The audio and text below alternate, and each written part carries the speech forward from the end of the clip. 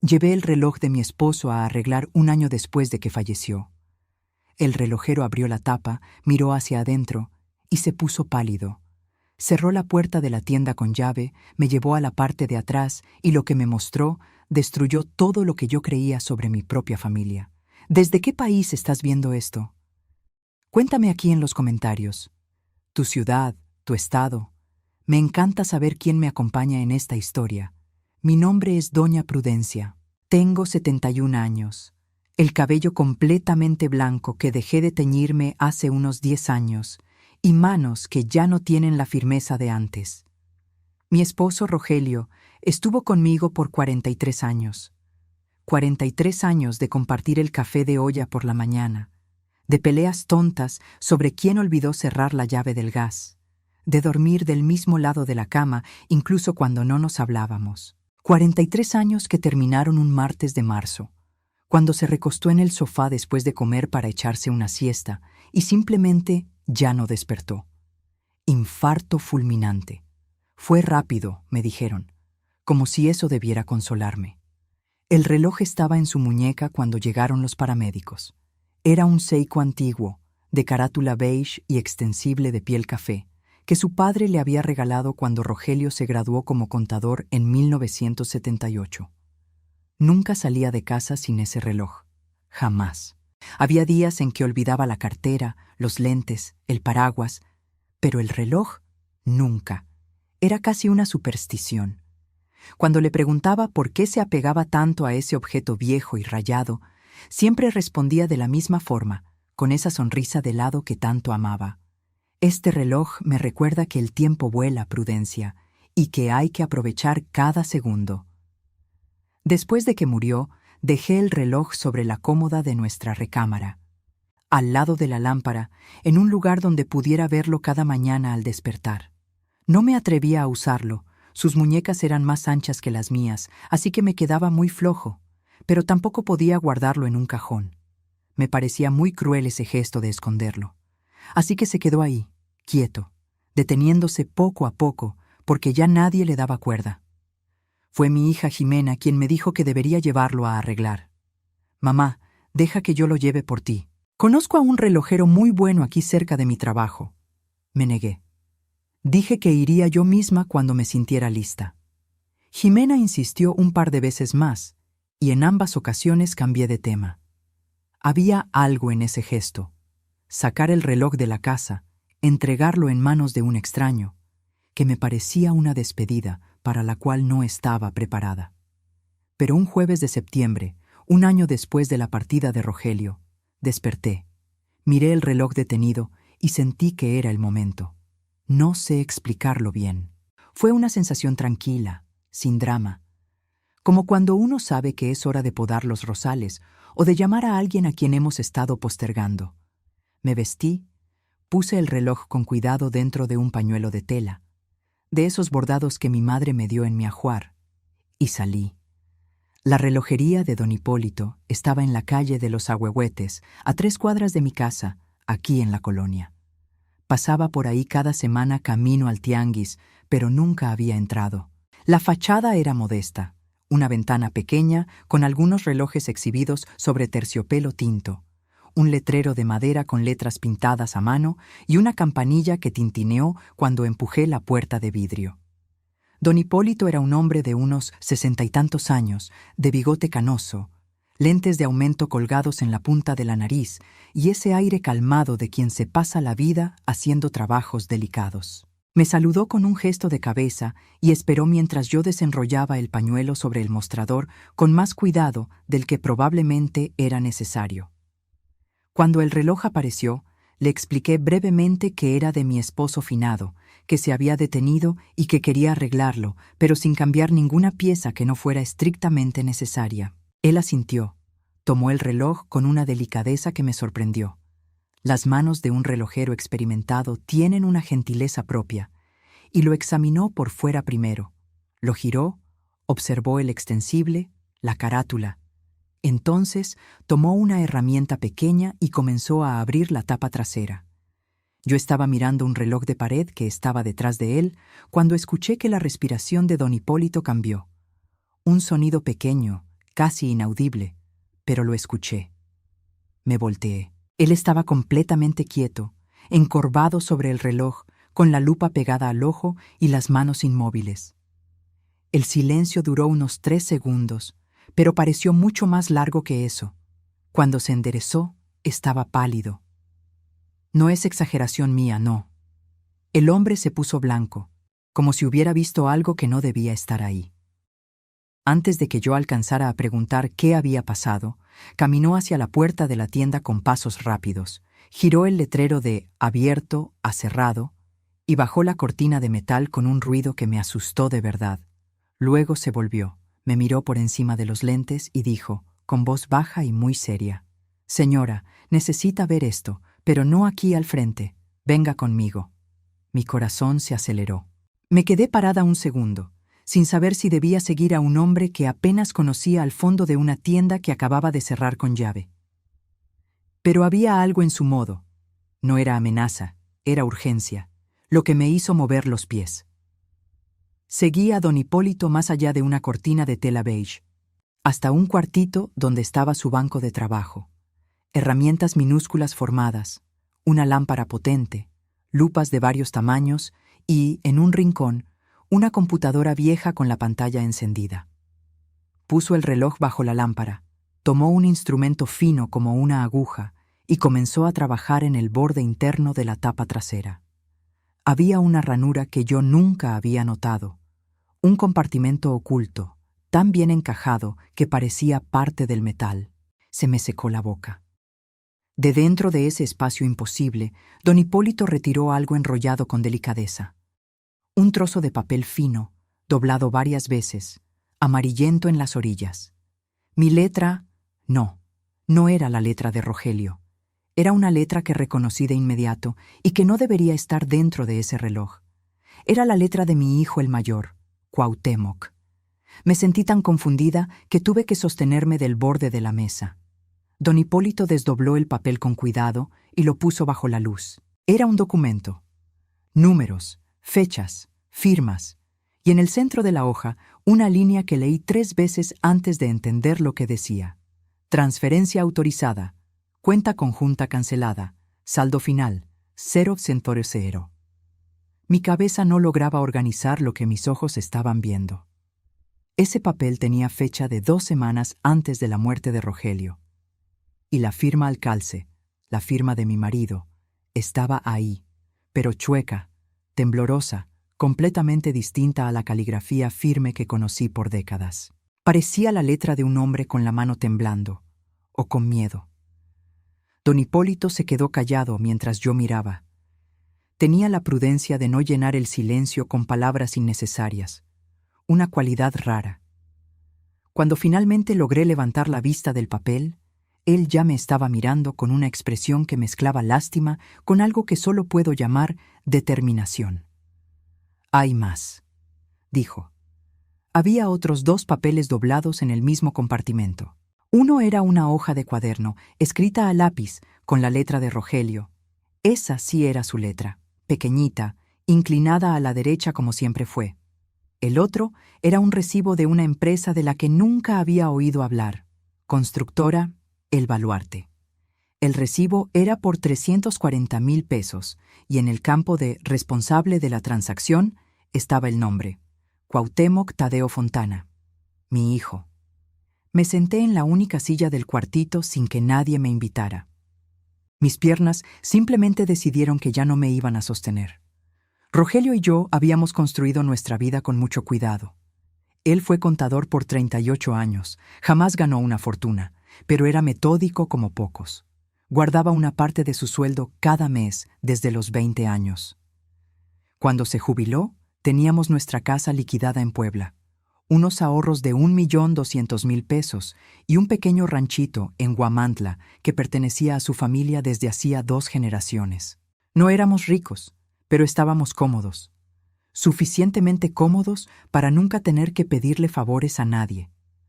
Cuauhtémoc era nuestro hijo mayor, 51 años, ingeniero civil, dueño de una constructora que abrió con dinero que Rogelio y yo le prestamos, y que luego le regalamos, porque Cuauhtémoc dijo que la empresa estaba creciendo y que nos pagaría con utilidades después. Siempre fue así con él, promesas generosas hechas con absoluta convicción, que luego se iban postergando con explicaciones que parecían razonables. Yo nunca cuestioné mucho. Era mi hijo. Uno no cuestiona a un hijo de la misma forma que a un extraño. Debería. Jimena, mi hija la menor, era diferente a su hermano. Más callada, más organizada, trabajaba como enfermera en el IMES y vivía a 20 minutos de mi casa. Era ella quien me llamaba todos los días, quien me llevaba al doctor, quien aparecía en mi casa sin avisar con un recipiente de pozole o sopa cuando sabía que yo estaba triste. Ella y Cuauhtémoc nunca fueron cercanos. Había entre ellos una distancia educada, de esa que la familia no comenta, pero que todos sienten. Tomé la hoja de cuaderno escrita por Rogelio, con manos que no estaban firmes. La letra era suya, pero el texto parecía escrito a las prisas, sin la organización que solía tener para todo. Era una especie de nota personal, no dirigida a nadie, fechada 15 días antes de morir. Descubrí hoy lo que Cuauhtémoc hizo con el dinero del fondo. Hablé con él y me dijo que lo va a devolver, que fue un préstamo temporal, que no quería preocuparme. Pero los números no cuadran. Faltan 340,000. Me mostró un papel diciendo que el dinero está invertido a nombre de la constructora. No le creo. Iré a ver a mi abogada la próxima semana. No le contaré a Prudencia todavía. Se va a destrozar. Necesito estar seguro primero. Puse este papel en el lugar donde sé que ella lo encontrará algún día, si algo me pasa antes de que yo lo resuelva. Perdóname, mi vieja. Lo leí 3 veces. A la tercera, las letras empezaron a borrarse porque mis ojos se llenaron de agua, pero no dejé caer ni una lágrima. Me negué. Había un coraje silencioso formándose debajo del llanto, y el coraje estaba ganando. Rogelio lo sabía. Descubrió lo que Cuauhtémoc había hecho y cargó con eso solo, sin decirme nada, intentando protegerme del dolor de la misma forma que siempre intentó protegerme de todo. Y 15 días después de escribir esa nota, mi marido murió sentado en el sofá. El infarto que llegó sin avisar llegó exactamente en el momento en que cargaba con un secreto demasiado pesado para un hombre de 74 años con presión alta y antecedentes cardíacos. Me pregunté, ahí en el cuartito de don Hipólito, si el peso de aquello había ayudado a matar a mi marido.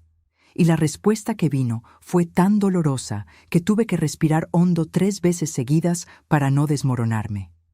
Don Hipólito me dio un vaso de agua sin que se lo pidiera. Se quedó de pie, recargado en la pared, dejándome tener ese momento sin prisas. Cuando me recuperé lo suficiente para hablar, dijo, despacio, que esos documentos tenían que ir con una abogada, que él no entendía de leyes, pero entendía de gente, y que lo que estaba escrito en esos papeles era demasiado serio para quedarse guardado dentro de un reloj. Tenía razón. Yo sabía que tenía razón. Pero primero necesitaba entender qué era exactamente lo que mi hijo había hecho, y si había más cosas que aún no sabía. Regresé a casa cargando los 3 papeles dentro del mismo pañuelo donde había traído el reloj. Don Hipólito se quedó con el Seiko para hacer el arreglo que le pedí, pero antes de salir le pedí que no comentara con nadie lo que había encontrado. Él asintió con la seriedad de quien entiende el peso de lo que acaba de presenciar. Durante el camino, que eran apenas 3 cuadras, pasé por la panadería donde Rogelio compraba las conchas cada mañana, por el puesto de periódicos donde se detenía a platicar con el dueño, por la esquina donde un día me resbalé con la banqueta mojada y él me sostuvo del brazo antes de que cayera, riéndose más de lo que debía. Cada esquina, cada pedazo de esa calle tenía la marca de sus 43 años. Y ahora yo volvía a casa con la prueba de que nuestro hijo nos había robado mientras Rogelio aún estaba vivo. No pude comer ese día. Hice café. Olvidé beberlo. Me senté en la mesa de la cocina con los papeles frente a mí e intenté armar un rompecabezas que necesitaba entender antes que cualquier otra cosa. La cuenta conjunta que aparecía en el primer documento Era una que Rogelio había abierto hace años como reserva para emergencias. Yo sabía de su existencia, pero Rogelio cuidaba las finanzas. Siempre fue así entre nosotros, no por machismo, sino por elección. Él entendía de números. Yo cuidaba la casa y a los hijos, y con el tiempo eso se volvió un hábito que nunca cuestionamos. Yo sabía que había dinero ahí, pero no revisaba los estados de cuenta. Nunca sentí que fuera necesario. El saldo de esa cuenta, cuando Rogelio murió, debería haber sido de aproximadamente 280,000 pesos. Era lo que él me había dicho una vez, años atrás, en una plática sobre qué debería hacer yo si algo le pasaba. Dijo la cifra con la naturalidad de quien planea un viaje a Veracruz, y yo lo escuché y luego lo olvidé, porque en ese entonces no quería pensar en la posibilidad de que algo pudiera pasar de verdad. El documento que don Hipólito encontró decía que la cuenta había sido cancelada. Saldo final, 0. Y la fecha era de 15 días antes de la muerte de Rogelio. Entonces, además de los $340,000 del recibo de la constructora, había otros $280,000 desaparecidos. Casi 620,000 pesos esfumados, y mi marido lo había descubierto solo y cargado con ese peso los últimos días de su vida. Llamé a Jimena esa noche. No le conté todo. Solo le dije que había encontrado unos documentos de su papá que necesitaban revisarse y que quería su opinión. Vino al día siguiente, el viernes temprano, con un itacate de frijoles y ese modo suyo de entrar en mi cocina como si la casa fuera suya también, lo cual de cierta forma era cierto. Cuando leyó los papeles, se quedó un buen rato en silencio. Luego me miró con una expresión que no pude leer de inmediato. Era una mezcla de dolor y de algo que parecía, extrañamente, alivio. Como si aquello confirmara algo de lo que ella ya sospechaba, pero que nunca se había atrevido a decir. Me contó que hace unos 2 años, en una plática que ella y Rogelio tuvieron a solas, mi marido le había preguntado si ella sabía algo sobre la situación financiera de Cuauhtémoc. Ella le dijo que no, y era verdad, no sabía nada concreto. Pero le dijo que Cuauhtémoc, en los últimos años, le había pedido dinero prestado a ella 2 veces, cantidades pequeñas que ella le dio sin pensar mucho, y que nunca se las devolvió. Yo no sabía eso. Jimena nunca me lo contó porque, como explicó con voz baja, no quería meterme en problemas. Cuauhtémoc es muy bueno para hacernos sentir crueles cuando cuestionamos algo suyo, mamá. Dijo aquello con un cansancio que me dolió, porque me hizo darme cuenta de cuánto tiempo ella había cargado con esa incomodidad sola. Esa tarde, Jimena encontró a una abogada. No fue difícil. Conocía a una por el hospital, una mujer llamada Lic, Sandra Covarrubias, especialista en derecho familiar y sucesiones. Agendé una cita para el lunes siguiente y pasé el fin de semana intentando no llamar a Cuauhtémoc, porque él me había llamado el viernes por la noche, con esa voz fingida de quien está preocupado por su madre. «Hola, jefa. ¿Estás bien? Jimena me dijo que estabas moviendo papeles de mi papá». Me quedé helada. No le había dicho nada a Cuauhtémoc. Solo había hablado con Jimena. Y Jimena me aseguró que no le había comentado nada a su hermano. Entonces Cuauhtémoc me estaba vigilando de alguna forma. O había alguien vigilándome por él. Le dije que estaba bien, que solo eran papeles para organizar el testamento, nada importante. Se quedó en la línea unos minutos más, haciendo preguntas que parecían gentiles, pero que yo sentía que no lo eran. Cuando colgamos, me quedé parada con el teléfono en la mano un buen rato, sintiendo ese frío en la espalda de quien se da cuenta de que el peligro está más cerca de lo que imaginaba. El despacho de la Lic. Covarrubias estaba en un edificio sencillo en el centro de Puebla, segundo piso, con una planta de lengua de suegra en la entrada y una recepcionista joven que me ofreció café incluso antes de que me sentara. Era un lunes de mañana gris, y yo había dormido mal todo el fin de semana. La Lic. Sandra era una mujer de unos 50 años, cabello corto y oscuro, lentes de armazón rojo que contrastaban con su traje sastre beige. Tenía un modo directo de hablar que me agradó de inmediato, porque yo no tenía paciencia para rodeos. Le entregué los 3 documentos y me quedé callada mientras los leía. Le tomó unos 10 minutos. Hizo anotaciones en un bloque mientras leía, circuló números, anotó fechas. Cuando terminó, se quitó los lentes, los puso sobre la mesa y me miró con esa seriedad de quien va a decir algo que la otra persona necesita escuchar aunque le duela. Lo que los documentos mostraban, según ella, era lo siguiente. Cuauhtémoc había vaciado la cuenta conjunta firmando una orden de transferencia que debería haber requerido la firma de los 2 titulares, Rogelio y yo. Pero mi firma en el documento era falsa. La comparó con mi firma en una copia del inventario que yo había llevado y era evidente que no eran de la misma persona. Alguien había falsificado mi firma para cancelar esa cuenta. En cuanto al recibo de la constructora, explicó que el dinero había salido de un fondo de inversión que Rogelio había armado a nombre de los 2, y que Cuauhtémoc era el gestor de ese fondo por un poder notarial. Un poder que Rogelio había firmado años antes, cuando Cuauhtémoc estaba montando la constructora, y pidió que su padre pudiera mover recursos en caso necesario. Rogelio firmó porque era su hijo, porque confiaba en él. Cuauhtémoc había usado ese poder para transferir $340,000 a la cuenta de la constructora, y el fondo había sido parcialmente vaciado incluso antes de que Rogelio se diera cuenta. En total, la LIC. Covarrubias estimó que faltaban entre $580,000 y $620,000 del patrimonio que Rogelio y yo habíamos construido juntos. Me quedé sentada en su silla escuchando esos números como si fueran de otra persona. Una parte de mí quería llorar. Otra parte, más grande, solo quería entender cómo mi hijo, el niño que yo había amamantado, que había aprendido a caminar sosteniéndose de mi dedo, que había llorado en mi regazo cuando su primera novia terminó con él, había hecho aquello. La licenciada me preguntó si había alguna posibilidad de que Cuauhtémoc hubiera tenido autorización verbal de Rogelio para esos movimientos. Respondí que no lo sabía con certeza, pero que la nota de puño y letra de Rogelio decía que había descubierto lo que su hijo hizo y que no creía en su versión. Eso para mí era respuesta suficiente. Entonces me explicó los siguientes pasos. Necesitábamos un peritaje completo de todas las cuentas e inversiones que Rogelio había dejado.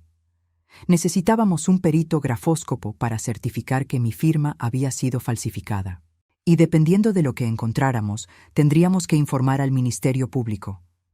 Dijo la palabra fraude, con la misma calma con la que diría lluvia o camión. Me di cuenta de que estaba en una conversación sobre la posibilidad de demandar a mi propio hijo por un delito. Esa noche, Cuauhtémoc apareció en mi casa sin avisar. No era raro que lo hiciera.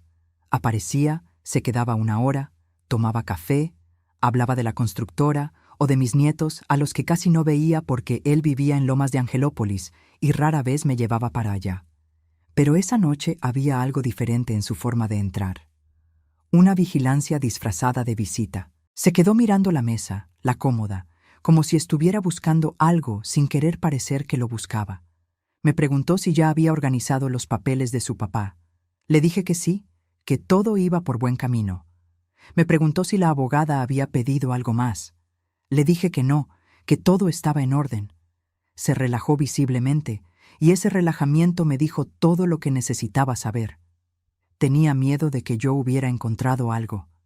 Después de que se fue, llamé a la LIC. Sandra y le dije que teníamos que actuar rápido, porque Cuauhtémoc sabía que yo estaba moviendo los documentos y no sabía hasta dónde había llegado yo. La abogada se movió más rápido de lo que esperaba.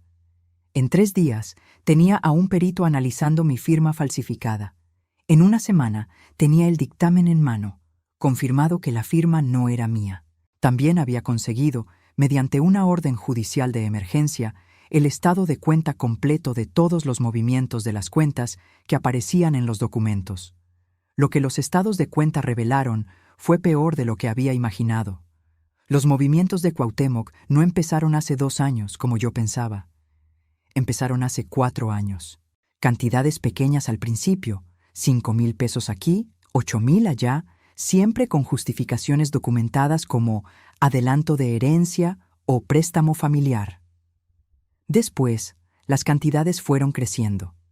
Después dejaron de tener justificaciones. Luego vinieron las transferencias grandes, que Cuauhtémoc había logrado hacer porque tenía el poder y porque Rogelio, que cuidaba las finanzas, pero se estaba haciendo viejo y estaba cansado, había dejado de revisar los estados de cuenta con la frecuencia de antes. En total, en 4 años, Cuauhtémoc había retirado 743,000 pesos del patrimonio que Rogelio y yo habíamos guardado toda la vida. Cuando la licones, Sandra me presentó esa cifra, tuve que leerla 2 veces. 743,000 pesos. Casi toda nuestra reserva financiera. El dinero que era para mantenerme el resto de mi vida, pagar el seguro de gastos médicos, eventuales hospitales, el ranchito que debía ser para los hijos. Casi todo. Desaparecido poco a poco, en 4 años, mientras Rogelio y yo cenábamos juntos cada noche y veíamos las noticias y creíamos que estábamos bien. La LIC, Covarrubias, comunicó el caso al Ministerio Público. Había indicios de fraude, falsificación de documentos privados y abuso de confianza. La fiscal que llevó el caso se llamaba LIC, Renata Borja, una mujer de unos 40 años, con una presencia que dejaba claro que no le gustaba perder el tiempo. Jimena estuvo presente en todas las reuniones. No dijo nada innecesario, no hizo preguntas que no fueran urgentes. Solo se quedó a mi lado, sosteniendo mi mano a veces, mirándome con ese modo que me recordaba cuánto se parecía a su padre en lo honesta.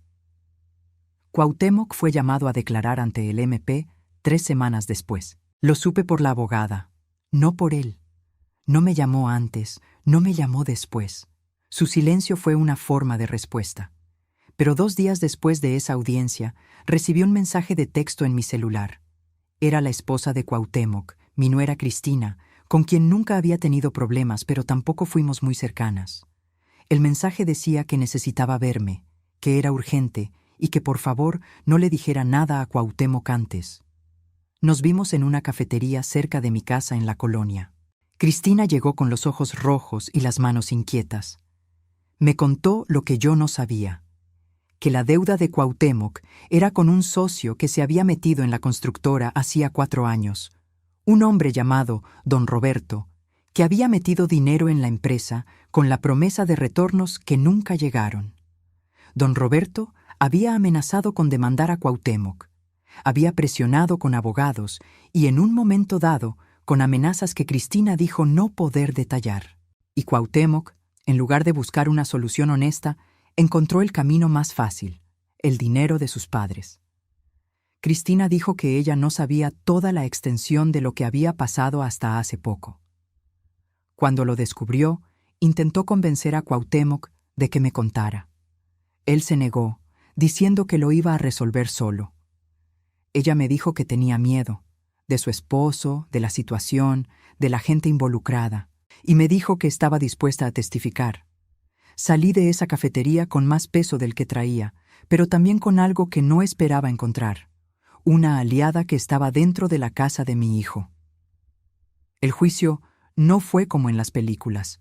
Fue en una sala pequeña, de techo bajo, con sillas incómodas y un ventilador de techo que rechinaba. Pero había algo solemne en aquello de todos modos, porque las palabras dichas ahí iban a tener consecuencias reales en la vida de gente real, en mi vida, en la vida de mi hijo. Cuauhtémoc llegó con un abogado que yo nunca había visto, joven, bien vestido, con aire de haber sido contratado para transformar hechos en interpretaciones. Cuauhtémoc no me miró cuando entró. Se quedó de frente al juez, con la espalda recta y esa postura que yo reconocía desde que era niño, la postura de quien fue cachado haciendo algo malo, pero está convencido de que va a lograr dar una explicación. El perito grafóscopo presentó el dictamen. La fiscal presentó los estados de cuenta. Cristina declaró con voz firme, a pesar de que sus manos temblaban en su regazo. Y yo, cuando llegó mi turno, lo conté todo. La muerte de Rogelio, el reloj, a don Hipólito, el compartimento oculto, los papeles, la nota con la letra de mi marido. Conté que mi marido había pasado los últimos 15 días de su vida cargando con eso solo para ahorrarme el dolor, y que yo creía, con toda la convicción que una mujer de 71 años puede tener, que el estrés de ese secreto había contribuido al infarto que lo mató.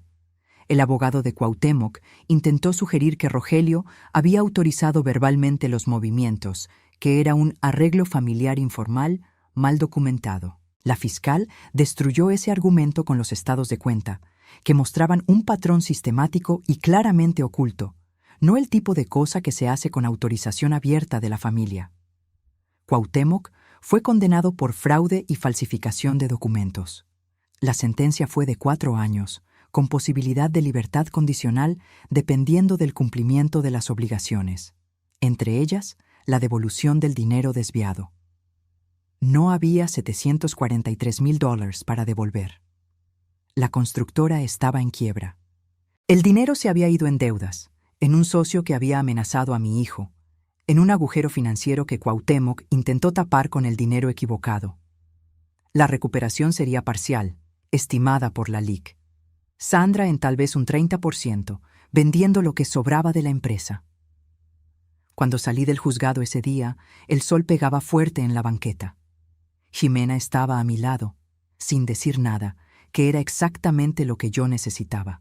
No había victoria en eso, no del modo en que la palabra victoria suele sonar. Solo había una verdad que había sido dicha en voz alta en un lugar oficial, para que quedara registrada. Estaba la carta de Rogelio siendo leída como prueba en un tribunal. Estaba el nombre de mi marido siendo honrado, aunque fuera después de muerto, por el cuidado que tuvo al dejar ese papel dentro del reloj. Cuauhtémoc no me miró al salir. Pasó junto a mí en el pasillo como si yo fuera una pared. Esa noche, sentada en mi cocina con una taza de té que se enfrió sin que me diera cuenta, me quedé pensando en todas las comidas que le había servido a ese hijo, todos los cumpleaños, todas las gripes que le curé, todas las veces que intercedí por él cuando Rogelio estaba enojado. Pensé en el día en que se casó, de traje frente al altar, y en cómo yo había llorado de alegría. No lloré esa noche.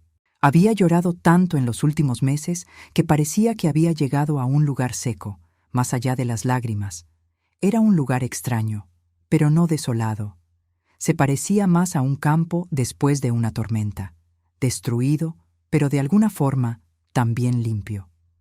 Han pasado 8 meses desde aquel jueves en que entré a la relojería de don Hipólito con un pañuelo de tela y volví con la vida de cabeza. Me mudé a un departamento más pequeño, más cerca de Jimena. Era necesario. El mantenimiento de la casa vieja estaba por encima de lo que mi dinero ahora permitía, y había algo en esas paredes que me pesaba demasiado. No de mal modo, exactamente.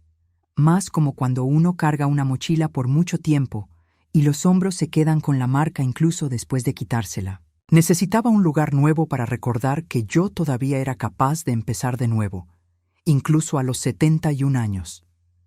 El departamento tiene un ventanal grande donde pega el sol de la tarde. Puse una silla mecedora al lado de esa ventana, y es desde ahí donde veo a las palomas en la cornisa del edificio vecino y pienso en las cosas. El reloj de Rogelio está en mi muñeca ahora. Don Hipólito lo arregló, le cambió la correa, pedí una más delgada que le quedara a mi muñeca más fina, y me lo devolvió a la semana siguiente de que todo saliera a la luz. Cuando fui a recogerlo, no me cobró por el servicio. Solo dijo, con ese bigote canoso y los lentes colgados al cuello, que el reloj había hecho lo que tenía que hacer. Tenía razón. Rogelio escondió esos papeles ahí porque conocía mi vida entera. Sabía que, si algo le pasaba, yo algún día llevaría ese reloj a arreglar, porque era lo que más apreciaba de él, y porque se había detenido, y yo no iba a dejar parado para siempre el objeto que él había usado todos los días por décadas. Me conocía lo suficientemente bien para saber que yo haría eso. Es el tipo de cosas que 43 años le enseñan a una persona sobre la otra. Cristina se separó de Cuauhtémoc. Lo supe por otros. Ella no me llamó, lo cual entiendo. Había muchas cosas pesadas entre nosotras ahora, cosas que no caben en una llamada telefónica, pero supe que ella y los niños están bien, viviendo en casa de sus papás. Mis nietos, los hijos de Cuauhtémoc, tienen 11 y 8 años.